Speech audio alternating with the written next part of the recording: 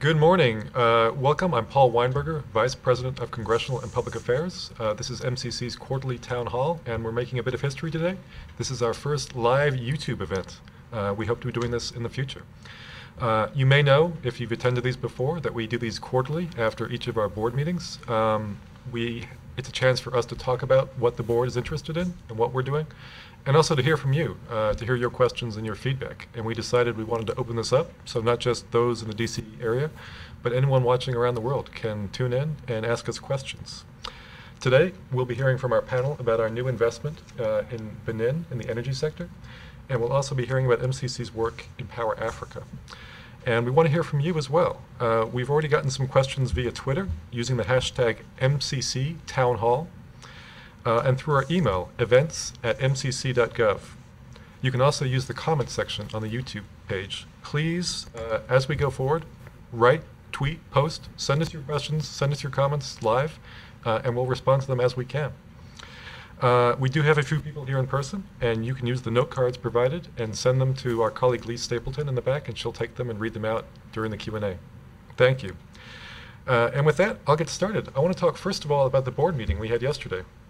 The main order of business, I just mentioned, was approval of the Benin Compact, our new investment in the Benin energy sector. The board was unanimous in approving the compact. You're going to hear from two of our colleagues, and I hope you'll be as impressed as the board was when they talk about what we're planning to do in Benin. We also heard from our Deputy CEO, Nancy Lee, who talked about the draft strategic plan that the board and MCC will be approving. And she talked about 4 principles that make up that plan. The first is simplicity and focus. The idea is that we don't want a laundry list, but a few priority items that we can focus on.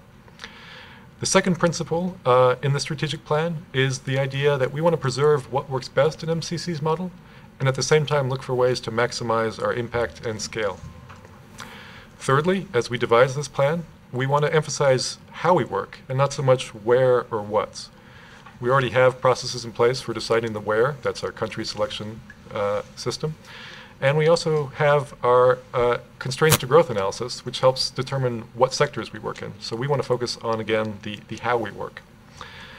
Lastly, the fourth principle undergirding the strategic plan is the idea that we want to make sure that MCC is known for being evidence-based, and we want to stick to that and make sure that this plan is based in evidence, our own experience, and that of the broader development community. So we'll be talking in the coming months about this plan and seeking your input as we work to finalize it. We also heard from their CEO, Dana Hyde. She briefed the board on our involvement at the recent Africa Regional Conference of the World Economic Forum. And there was a lot of interest at the forum on MCC's work in the energy infrastructure space. And again, we'll be hearing about that from Kamran today. And we received an update at the board on MCC's efforts to work regionally. You may recall, if you've attended these before, that MCC has been seeking authority to do regional investments. The idea is that rather than simply working bilaterally, we can work with neighboring countries to address constraints and help build and grow regional markets. We've gotten good support so far. Congresswoman Karen Bass in the House has introduced a bill that has bipartisan support that would give us this authority. And we're looking at a Senate companion bill that will likely be introduced in the coming days. We're excited about that. We're also excited that the private sector has been giving us a good response. They are very interested in the idea and looking forward to working with us if and when we get that authority. One other thing the board talked about, and that is compacts that are currently in development. We have 9 of them, quite a number, and a few of them the board flagged for special consideration. And I want to actually hear from Chris Maloney, who heads up our country selection and eligibility team, to hear about the countries that the board is particularly focused on these days. Chris? Great. Thank you very much, Paul. As Paul mentioned, as a matter of course, in all of our board meetings, the board continuously monitors the policy performance of all countries in compact development and compact implementation. Yesterday, there was discussion on 3 countries in particular: the first, Tanzania; the second, Lesotho; and the third, El Salvador. So let me give you a brief sense of what was discussed. The first is Tanzania. Work to develop the second compact in Tanzania continues. However, the compact will not come forward for board approval until it is ready from an operational standpoint. This includes progress on the energy sector reform commitments that the government made in late 2014. We continue to encourage the government to press forward on these reforms. Once the compact is ready from an operational standpoint, there will then also be a close scrutiny of the government's track record on maintaining its commitment to good governance, which includes control of corruption and protection of freedom of expression. In particular, one board member, Mark Green, the former ambassador to Tanzania, expressed concerns on both of these governance issues. MCC continues to engage closely with the government on these operational and eligibility considerations as the compact is developed. Next, we also spoke a little bit about Lesotho. As many of you may have seen, the State Department released on May 27th a statement expressing concerns about the state of rule of law in the country, including accountability for the violence of last August. While we recognize that several government officials have spoken on some of these issues, there are some concerns which still remain unaddressed.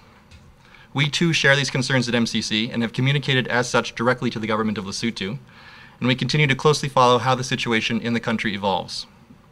Finally, there was also discussion on El Salvador. The board expressed concerns over rule of law in El Salvador, including a current court case involving 2 American citizens.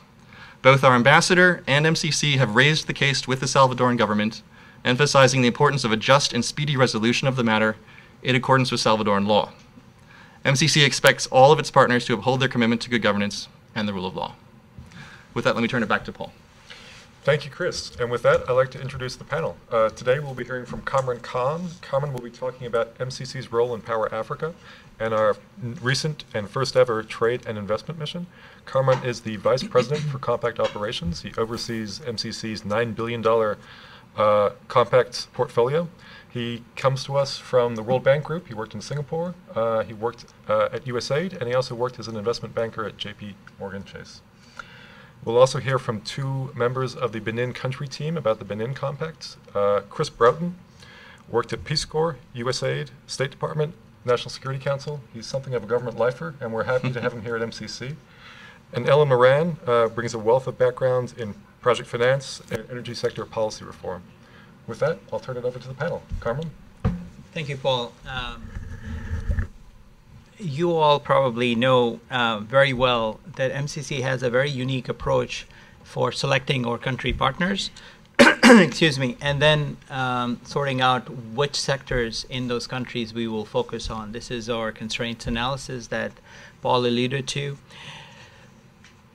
Combined with that approach, we have the ability to provide not only technical assistance, but large block grants and focused around very specific targets that can contribute to economic growth in our partner countries. That gives MCC a very unique place in the country as a partner in development, where we have a good understanding of what is happening in our target sectors. We have very deep relationships with the governments, and we have a very, very unique advisory role as development partners. So combining all of that with Power Africa has been a very, very useful strategy for MCC and for the United States government. As you all know, Power Africa is a whole of United States government effort, which has been now joined by various different other development partners, bilateral and multilateral institutions included. And Power Africa is really helping countries in Africa to figure out how to deal with the challenge of getting electricity to the businesses and households, to sustain growth in Africa, and to make sure that the power sector in Africa continues to evolve along the lines of transparency, good governance, and efficiency.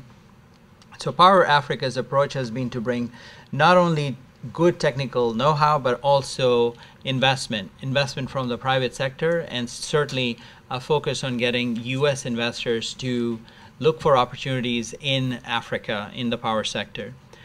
So MCC's trade and investment mission was really designed to combine these 2 objectives. We worked with the Department of Commerce, and we worked with the 2 embassies in Tanzania and Malawi to put this program in place. And a lot of help was given to us by our counterparts, of course, who are very, very eager to meet with new investors and to explore ideas about foreign investments coming from the United States to the African countries. We had 10 companies join this trade mission coming from 9 different states, and we visited Tanzania and Malawi. The meetings, because of our unique relationships and understanding of the sector, were set up at all levels of the government. So we had the Prime Minister, the President, various key ministers, as well as key staff who are on the operational front end of power sector in these two countries, meeting with the delegates and discussing different opportunities. There are a number of new deals that were discussed. We will be updating through our website and other communication what were the final results of the trade mission. But I can tell you that from our review, which was done at the closing of the trade mission, we used the standard review process that Department of Commerce uses for all trade missions. The remarks were very, very positive, and I understand we received the highest possible marks for trade mission that DOC registers for these types of events. I want to just also take the moment before I turn over to my colleagues about the Benin Compact, connect this trade mission to what we're trying to do in Africa and then in the power sector in particular. MCC has the unique ability, as I mentioned, because of our engagements and the deep relationships we have, to not only work on helping transactions happen, but perhaps more importantly, working with our country partners to set the right policies and procedures that are important to not only help those transactions come to life, but to also sustain them over time. And perhaps much more importantly, to ensure that there's capacity built and models put in place to replicate those transactions many times over. That is the final objective of Power Africa, and MCC is at the forefront of that endeavor to ensure that our country partners are looking at the power sector development from a very sustainable, practical, and commercially viable perspective. In the Benin Compact, you will see MCC providing all of the lessons that we as the United States government and development partners are learning in Power Africa, which is how does the country deal with some of the fundamental issues in the power sector early on, so that as the sectors evolve, they have the right policies in place, they have the right standards and norms already instituted in their institutions to be able to handle the variety of issues that they encounter. So issues such as how do you handle the ability of electric utilities excuse me, to make payments in a very transparent, reliable, and consistent manner to its vendors. So when private sectors sell power to a electric utility, how does it pay them in a reliable manner? And that, of course, depends also on various government agencies who buy power from that electric utility and their ability to pay the electric utility. So ensuring that there's a system in place for both sides of the electric utility, payments made to it and payments made by it, is very, very important. And we're finding in other African countries that it's becoming a bit of a challenge to fix after the problems have already arisen. So in case of Benin, we're going to be helping the government of Benin put in place the systems to hedge against these types of challenges. Another area is one that involves tariffs. How do you set the tariffs? Setting the tariffs to ensure that the sector remains financially viable while making sure that you are looking at the affordability of electricity to the very, very last end of the consumer base, people who need what are called lifeline tariffs, so they can have the basic lights and other types of electricity devices that are essential for continuing in the economic prosperity of the country.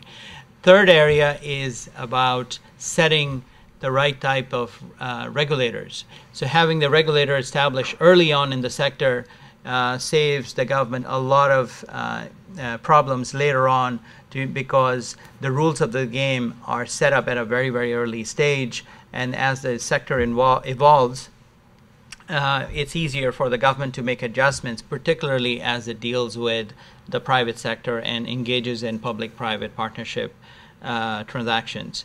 And then finally, in the Benin Compact, we have a focus on off-grid investments. This is a new area where a number of countries are moving very, very quickly. The the new benchmark for how to expand access to electricity is really running through a variety of different business models and technologies in the off-grid space. So this compact in Benin represents MCC's biggest investment to date in the off-grid market. We are looking at the off-grid space as not only a new business model area, but also an area where we can help Benin to leapfrog the different technologies. So there's a focus on solar technologies here, and we're working with a variety of partners, not only our traditional partners such as USAID, OPEC, and XM, but also looking at Department of Energy, Department of Commerce, to ensure that the technologies and ideas and business models that have been developed in the United States can be made available to our development partners such as Benin. And then finally, let me end by saying that one of the most important value add of Power Africa has been the new trend that we're seeing, which is competition in Africa, as the variety of different countries within Africa are engaging private sector to try to attract private investment in their power sectors. And working with some of the smaller countries gives us the opportunity to help them put in place the right systems, right procedures to attract the private capital, but then also have the capacity to transact with the private sector.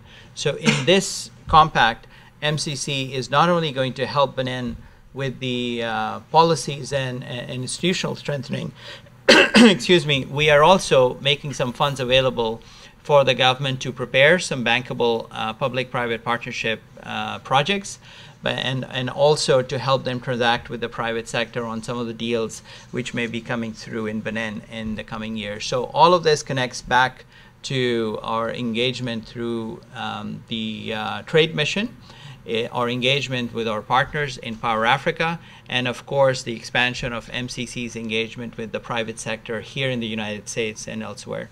So with that, let me hand it over to Chris Broden, who will walk you through the details of the MCC Power Compact in Benin. Thank you, Cameron. Good morning, good afternoon, good evening to everyone out there. It is our sincere pleasure to present to you the Benin Compact. This August, country of Benin in West Africa celebrates a quarter century of democratic rule. In August 1990, the country experienced the first peaceful transition from dictatorship to democracy. This accomplishment set the mold for other countries in Africa, providing an example for what a peaceful transition and what a durable democratic polity could look like on the continent. So we congratulate Benin, and we are proud to have been partners with the Republic of Benin for the past decade in their pursuit of a more durable and equitable development path, a shared prosperity. The first compact between MCC and Benin, or between the Republic of Benin and the United States through MCC, completed in 2011. The focus of the first compact was on the port of Cotonou, the commercial capital of the country, and rightfully called the lungs of the country, which impacts a quarter of national income and provides upwards of 2/3 of tax revenue to the country.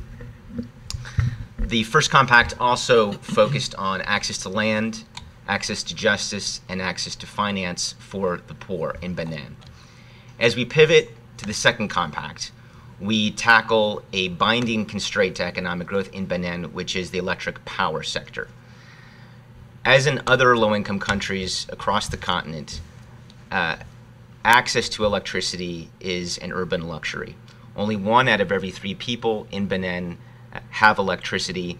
Those who do have it face, in some cases, daily outages, blackouts, and instability, which impacts the bottom line of businesses, the well-being of households, but also the provision of critical public services such as water, which impacts the entire population. For every hour without power, there's no water for 4 hours. We have cases of hospitals that have gone for weeks on end without electric power. So there are public goods, private goods, and the public well-being that is impacted by this lack of electricity. the headlines that we would like you to take away from the compact. First, this compact will have MCC's largest power generation project to date. We will finance generation capacity amounting in equivalent terms to 1/3 of the national demand for power in Benin. We are also going to undertake the largest investment in solar generation to date in MCC's portfolio at 45 megawatts of installed capacity. We will be pursuing the largest off-grid electrification project, as Cameron mentioned, to help those without power, the 2/3 of the population, gain access to it. We intend to modernize the electric network of Benin with a focus on Cotonou, the commercial capital where much of the population lives, as well as selected cities in the north of Benin, where we will also be undertaking the installation of the solar photovoltaic plants. We conducted, to help us understand consumer behavior, the willingness to pay, the ability to pay for electric power in Benin, a nationwide survey of 5,700 consumers, households, and businesses to help inform both our programming, our policy dialogue with the government, and our economic analysis. We found that nearly 1 out of every 3 electric consumers in Benin receive power from their neighbors in a so-called secondary market. Because connection costs are so high, neighbors resort to buying electricity directly from their neighbors, at some cases 2 to 3 times the retail price. So we found in Benin that there is a willingness to pay for electric power. This has been the case elsewhere in the continent. People are hungry for power. People need power. People understand that power is critical to their well-being, critical to their productivity, critical to the industrialization of the continent. The economic rate of return of the compact is estimated at 12% over a 20-year period. We estimate that 9.8 million people will benefit from this program. Within 20 years, that is equivalent to half of the country's population.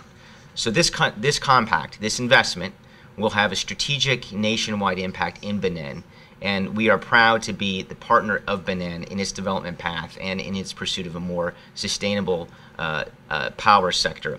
I now invite my colleague Ellen Moran to provide an overview of each of the 4 projects in the compact. Thank you, Chris, for that introduction. As Chris indicated, I'm going to be following on from his overview of the program with a little bit more detail about each of the 4 main projects that we have.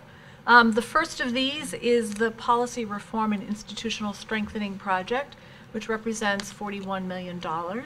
Sustainability of the program is supported by the Policy Reform and Institutional Strengthening Project, where we focus on 3 components. First, we will support the new Electricity Regulatory Authority. As a startup organization, they need assistance at capacity building in developing technical and economic regulation.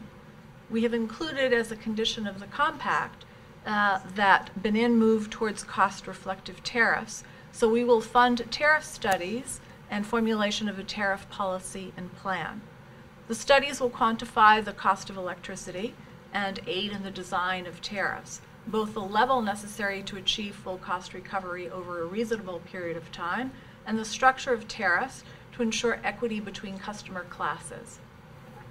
The second sub-activity relates to energy efficiency. Even in a poor country where average per capita income is low, it still makes sense to promote more efficient use of energy. Areas of emphasis will be energy efficiency and equipment standards for both consumers and energy audits for industrial and commercial facilities. To date, there are no independent power producers in Benin. Given the need for considerable investment in generation capacity and limited public funds to do so, it's time to put into place the IPP framework. Therefore, we plan to support the development of standard forms of contract, credit enhancement mechanisms, a competitive solicitation process, and also will be providing support for a transaction advisor to aid the Beninois through their first 1 or 2 IPP transactions.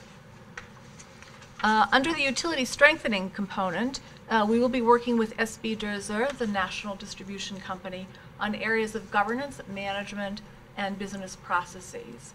Although corporatized and trying to perform as a commercial utility, SBE still remains very much a creature of government.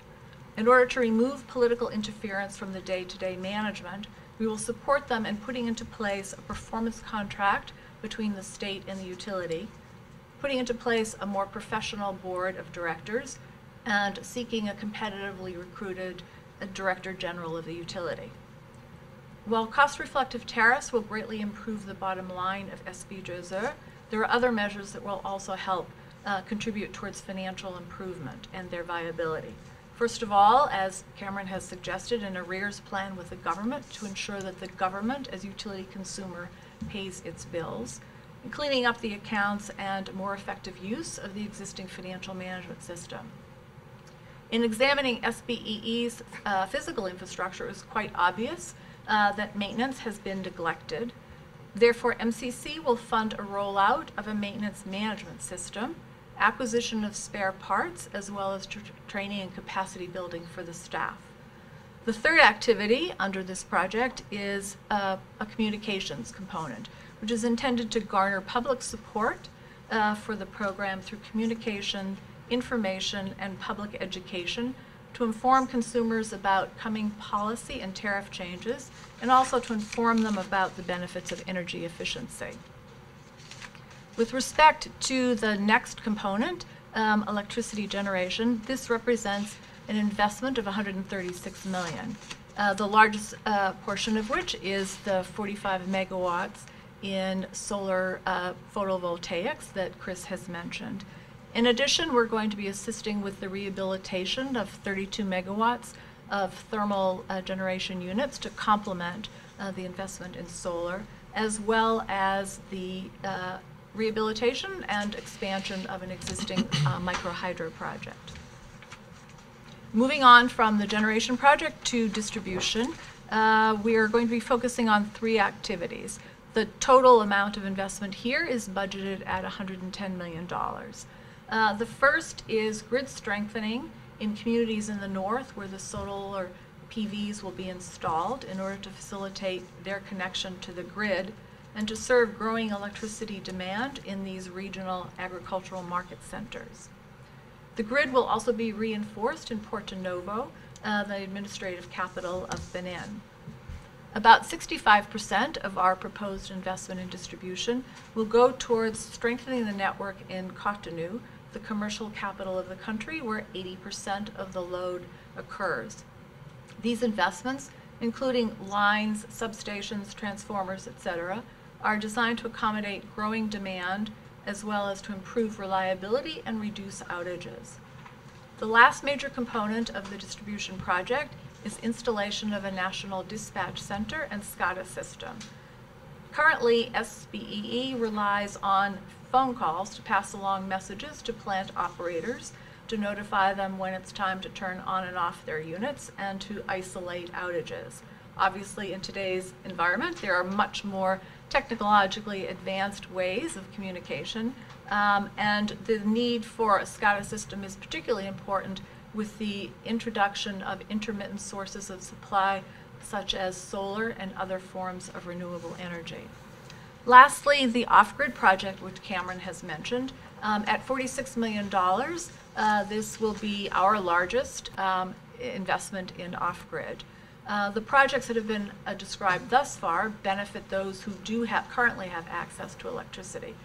In a country with only 1/3 rate of electrification, MCC feels very strongly about ensuring that we do something to reach out to the rest of the population. Thus far, the country has had a policy of rural electrification through grid extension. And over a period of a decade, they've managed to only increase the rate of electrification in the rural areas from 2% to just over 5%.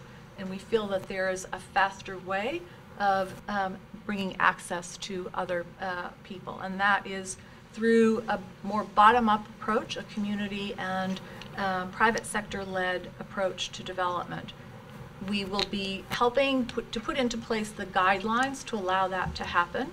That means ensuring that there's a licensing regime, minimum operating standards, approved rates of electricity service for these previously unserved members of the population. And then lastly, to execute, once we have put into place the enabling environment, we plan to work with our counterparts in Benin to put into place a facility that will provide grants to private sector and NGOs and communities in order to make the investments in mini-grids in particular. So with that, we'll turn it back to Chris to wrap up. Thank you, Ellen. This entire program has been crafted and developed in partnership with other agencies of the United States government, as well as the international community more broadly. Within the United States government, we have coordinated quite closely with Power Africa, with USAID, with the Department of Energy, with the Department of State, with the Department of Agriculture, with the Department of Commerce, and others. And we will continue that collaboration moving forward. Within the international community, we have coordinated quite closely with the European Union, Agence Française de Développement, the World Bank, German Technical Cooperation Agency GIZ, and others, both to understand the sector in Benin, but also to have a common policy reform agenda and a common technical approach for the continued development of the country's electric power sector. Now, as Cameron mentioned, the private sector will also be a key partner for us, both in expanding investment in both on and off-grid electrification, to expand generation capacity, and to expand access to power. So with that, I'd like to turn it back over to Paul. But before I do, also to mention that on MCC's website, there is a fact sheet on the Benin Compact. I encourage all of you to go there, www.mcc.gov,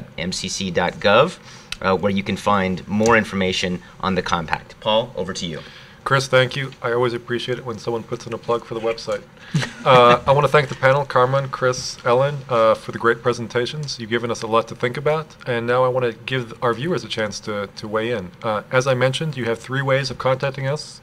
You have Twitter, hashtag MCC Town Hall. You can send an email to events@mcc.gov, or you can write a comment on the YouTube page. We have a team in the back of the room standing by for your comments and questions. And please, when you write in, let us know where you are. I'm going to take the first question right here. It's via Twitter. The question is, how can we Nigerians help our new government to become a candidate country and thus renew the pledge to be accountable? Chris, would you like to handle that? Sure.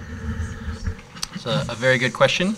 So our board makes its selection decisions every December, and the first thing is a country needs to be a lower income or lower middle income country, which of course Nigeria is as a lower middle income country. The second thing is the country needs to pass its scorecard. Our scorecards are published online publicly every November. And the scorecards look at 3 things. They look at a country's commitment to control of corruption, democratic rights, and then a host of other indicators on economic freedom, investing in people, and ruling justly. And countries must pass at least 10 out of the 20 indicators we have overall in order to pass the scorecard overall. And so we would encourage stakeholders in Nigeria to look closely at both this past year's scorecard, which is currently online, and the scorecard which will come online in November as well, and to engage with the government on what that scorecard says. In Nigeria's case, very strong performance on the democratic rights area, but some work to do on the control of corruption front, as well as passing half overall. Thanks, Chris. We have a question via email from Washington, D.C., and it concerns one of the compacts under development, this one in Nepal. The question is, what changes or accommodation, if any, will MCC adopt in the wake of the recent earthquake in Nepal? Though the development constraints have not changed, government priority and attention have changed. How will MCC contribute to the government's efforts in reconstruction, rebuilding, and rehabilitation? Carmen? Yeah, happy to take that. First of all, on behalf of the whole MCC family, we are all saddened by the events in Nepal, and we are very much looking forward to assisting Nepal in the recovery efforts. MCC, of course, as a policy instrument, is designed more for economic growth and is really not a response agency to events such as earthquakes. But in the case of Nepal, we had done the constraints analysis for what were the key constraints to economic growth in Nepal prior to the earthquake. And the 2 areas that were identified were power and transport. We have been working for some time in identifying what the MCC investments in the power sector are going to be. The analysis thus far, done by not only just MCC, but which is being conducted by the whole of the development community, indicates that the growth rate in Nepal has come down, and power will be a key driver for the country to regain its economic growth trajectory. So power will remain a focus, and it will remain a focus for MCC as well. And the program has been continuing. What we did in the aftermath of the earthquake was to ensure that we were able to provide some grants to the government at an early stage, so they could pay the salaries of the staff who were part of the team on the Nepalese side working with our team, to make sure that that process continued, because the country will need the investment in the power sector right when the economic growth process starts. We are also looking at assisting Nepal by working with some of the big American firms who are specialists in engineering design and assessment of the kind of issues that Nepal will be dealing with now, assessment of the transmission lines, the distribution network. So we're trying to bring some of those firms to help Nepal. Some of them actually are willing to do it on a pro bono basis.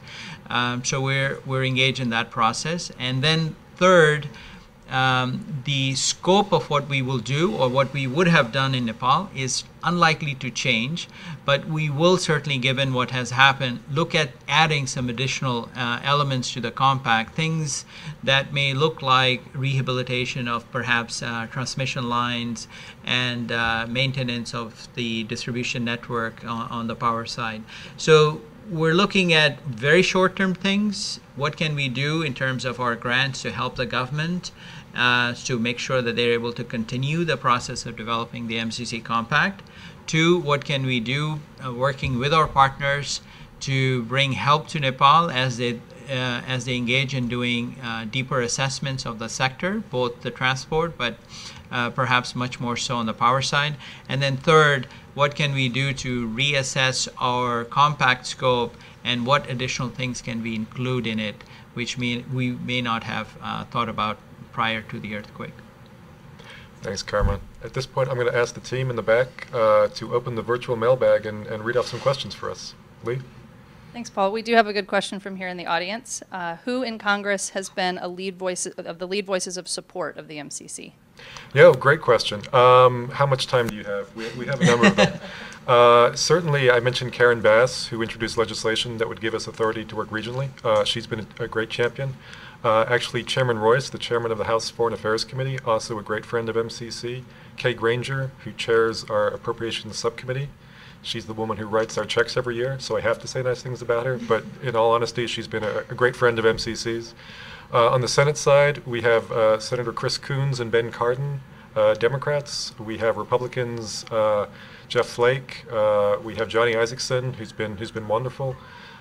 We have a number of senators who really appreciate, understand, and like the MCC model.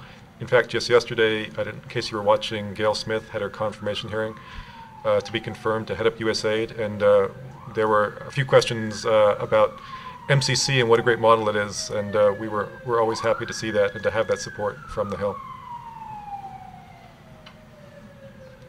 All right, we have another email question, actually a bit similar to the one we just had. It says, can you talk a bit about how disasters affect the MCC compact model? Philippines, Nepal, and Liberia have all had significant disasters occur in the past 2 years. Typhoon, earthquake, Ebola outbreak, respectively. Have those events changed the MCC focus or process beyond a time delay? It's a very, very good question. I would sort of turn it slightly in the sense that disasters in our partner countries don't necessarily change the MCC model. I think the question is better asked, how and in what form does the MCC model become useful when there are significant changes in the partner countries? So let me give you some variety of adjustments that we have had to make, and how the MCC model has been of help. So first, let me start, Nepal we discussed already, but let me stay in Asia and go to the Philippines. In Philippines, when we were designing our investment or preparing the details, there's a very large road that we are helping to finance in Samar, and we knew that Philippines was prone to natural disasters. So when the engineering designs were being discussed, we raised the possibility with the government of Philippines for bringing about climate resilience engineering design in the construction of the road. And the Filipinos, of course, very much agreed with our concern, and we ended up adopting a model which certainly cost a little bit more than a normal road would have cost. In fact, because of the way we do our analysis, we know exactly how much more and what the percentage differential was. Well, we moved on with that process, and the road was built, and then we had the, as you know very well, the events. And after the disaster, what we discovered was that the road actually survived. The typhoon actually hit the road. It was literally the eye of the storm, so to speak, the road was, and it survived. And so it's a very, very good adjustment that we made, knowing the country and knowing the environment in which we were about to make an investment. And I'm very happy to say that the government of Philippines is actually now embarking on a process of adopting the same kind of design for all the roads that will be financed in the Philippines. So that's one element of the kinds of adjustments we make, and the adjustment we're now making is that the president issued an executive order a few months ago asking all U.S. government agencies that work overseas to adopt climate resilience standards. And so we had already started working on that based on our experiences, like the one in Philippines, to sort of adopt that to all our engineering design. So every time we do physical infrastructure, like roads, we are now looking at climate resilience engineering design. In the case of Liberia, we had two issues that we wanted to ensure. One, again, we had done a constraints analysis. We knew what the issues were. In the case of Liberia, again, it's power. It seems to be the case across Africa.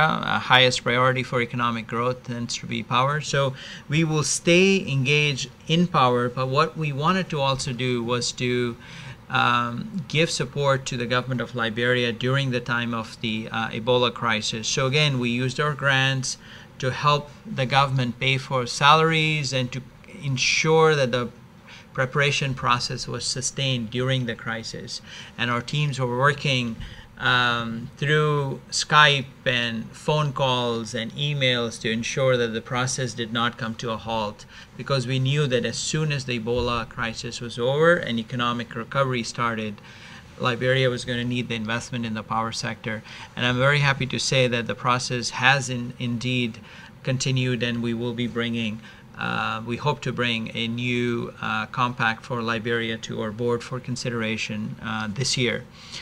The third area that we look to do in these kinds of disaster situations is to say, are there other projects where we may not have been thinking about investing, but where MCC grants can really help bridge the financing gap? And that's been the case in Liberia, where there was a program, a power plant that was being funded by a host of international agencies, and there was a commitment from the government of Liberia to contribute capital into that program as well, which of course the government is now very much not able to come up with the funding, and so MCC is considering the possibility of providing the grants to the government so that that project can come to a financial close and the people of Liberia are able to get the power they certainly will be needing very much to get back on the road to economic recovery. Great. Chris, I have a question for you. How is the government of Benin involved in the implementation of the compact? Thank you for that question. So MCC, since day one of the founding principles has been country ownership. and to ensure that from the development of the compact to its implementation, that countries are in the driver's seat of their own development destiny. And in the case of Benin, we have had an outstanding partnership, as I've mentioned, over the past decade, and we expect that partnership to be continued through the implementation of the compact.